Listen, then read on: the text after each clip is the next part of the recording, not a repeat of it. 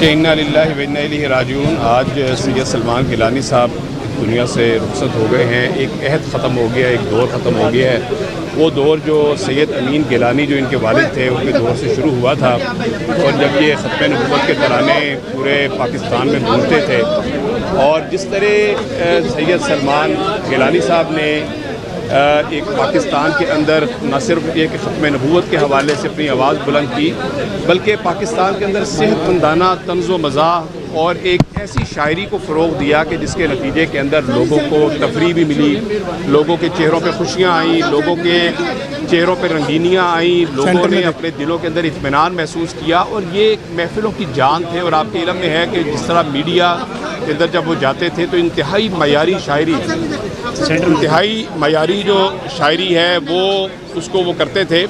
تو آج ایک بہت بڑا نقصان ہوا ہے، نہ صرف مجاہدین ختم نبوت کا بلکہ بالعموم پوری پاکستانی قوم کا نقصان ہے کہ ایک انتہائی وہ شاعر جس کی وجہ سے لوگوں کے چہروں پہ رونق آ جاتی تھی، آج وہ ہم سے رخصت ہو گیا ہے۔ ہماری دعا ہے کہ اللہ تعالیٰ ان کی مغفرت فرمائے اور ان کے درجات کو بلند کرے اور ان کو کروٹ کروٹ جنت الفردوس میں جگہ عطا فرمائے۔ آمین۔ آج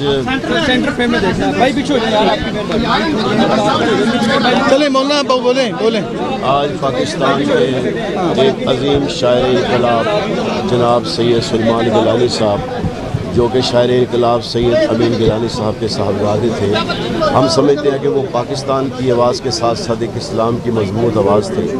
سب سے بڑھ کے وہ ایک بہت اچھے انسان تھے۔ ہر انسان کے چہرے پہ مسکراہٹ لے کے آنا، اور ان کی زندگی میں کوئی بھی ایسا پہلو نہیں تھا جو انہوں نے اپنی شاعری میں نہ سمویا ہو، چاہے کوئی طلباء ہیں، چاہے کوئی علماء ہیں، چاہے کوئی قراء ہیں، حفاظ ہیں، انہوں نے اپنی شاعری کے اندر ختم نبوت سے لے کر عظمت صحابہ تک، اور انہوں نے اسلام سے لے کر اپنے مسلک دیوبند تک جمعیت علماء اسلام کے ساتھ کھڑے ہو کر نہ صرف نمائندگی کی ہے، بلکہ آج یہ لاکھوں کا مجمع یہ بتا رہا ہے کہ ایک کامیاب آدمی جنت کے سفر کو گیا ہے اور ہم اسے رخصت کرنے آئے ہیں۔ اللہ ان کے درجات بلند کرے۔ یہ بتائیے گا، آپ پولیٹیشین ہیں، طنز و مزاح بھی کرتے تھے،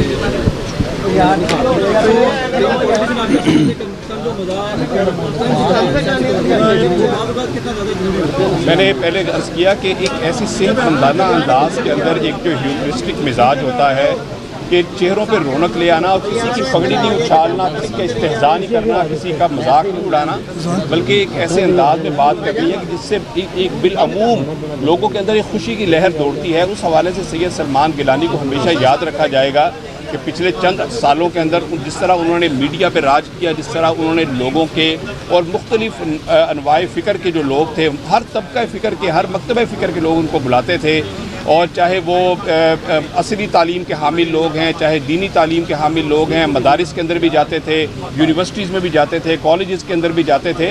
تو ایک ایسی ہماگیر شخصیت تھی کہ میں سمجھتا ہوں کہ بہت بڑا یہ خلا پیدا ہوا ہے، جس کو اللہ کی ذات ہماری دعا ہے کہ پر کرے گی انشاءاللہ تعالیٰ۔ لیکن ان کے جانے سے بہت سارے جو علوم ہیں، بہت سارے جو یعنی اپنے پیچھے وہ ایک ایسا ہم چھوڑ گئے ہیں کہ لوگ ان کو صدیوں تک یاد رکھیں گے۔ بہت شکریہ۔ بسم اللہ، ایک منٹ بھائی، ایک منٹ۔ بسم اللہ الرحمن الرحیم۔ بسم اللہ۔ حضرت کا موقف لے درمیان میں آؤ نا یار، درمیان میں بولے نا فضل الرحمان صاحب۔ بس ٹھیک ہے، ٹھیک ہے، دھکے پڑے بس آگے کریں۔ بسم اللہ الرحمن الرحیم۔ جناب سید سلمان گیلانی کا انتقال ٹھہر جو رار بھائی، ٹھہر جو تھوڑا فریم کھول۔